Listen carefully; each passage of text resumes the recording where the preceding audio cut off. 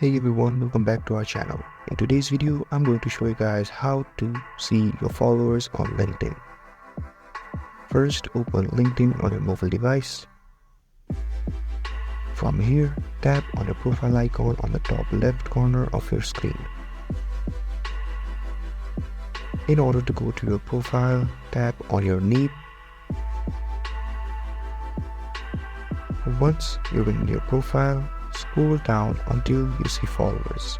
Currently, I have 0 followers, but if you want to see how many followers you have and who do you follow, simply tap on followers. And here you will show all the people you're following and people who are following you. And that's it. Now you know how to see your followers on LinkedIn. If this video was helpful, don't forget to like, share and subscribe and hit that notification bell so you don't miss any of our videos. Thank you so much and I'll see you guys next time.